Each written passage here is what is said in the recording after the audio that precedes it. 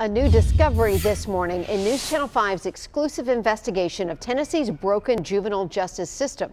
It turns out some of the violent crimes in our communities have been committed by kids who were supposed to be under state supervision. News Channel 5 Chief Investigative Reporter Phil Williams discovered the truth is sometimes no one is watching. And that is a disturbing thing to find out, Phil. Indeed it is. The agency we're talking about is the Department of Children's Services, which has responsibility for the state's most dangerous juvenile offenders. We discovered that DCS's idea of supervision falls far short of what local juvenile court officials think they should be doing. They do not sound the alarm, and they don't respond with a sense of urgency typically, as we would hear. Juvenile Court Administrator Kathy Simback also noted that Davidson County's own juvenile probation officers routinely ride with the task force. 16, 15.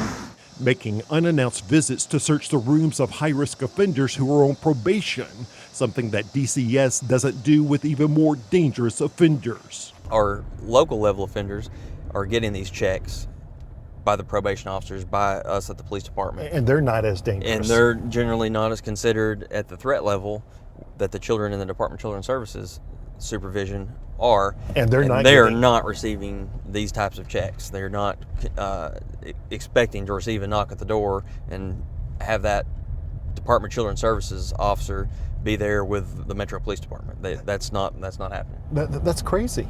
I absolutely think so. I think that's a big missing piece. You have to have the accountability. DCS Commissioner Jennifer Nichols says her department relies mainly on electronic monitors to keep track of juvenile offenders. Unannounced home visits are fine, but we should know they're not there by monitor alerts. But if you do an unannounced home visit, you may find the kid has a gun.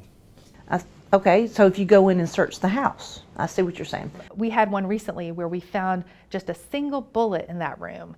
And now that child is still at home with increased supervision, didn't find a gun, but we think that child is hanging out with people who have guns, and we think there's a really high risk that that child is going to end up with a gun. So we are completely on top of that case. DCS would never find that little bullet. They wouldn't know that this is a child that you need to watch day and night. Now, tonight at 6, we'll reveal how DCS failed to act even as the agency was getting alerts that violent offenders were off the radar or out on the town where they were not supposed to be. In one case, one of those juveniles is now wanted for murder. All right, Phil, it's such an important investigation. We're so glad you're looking into this problem, and we will look for your story tonight. Tonight at 6. All right, thank you.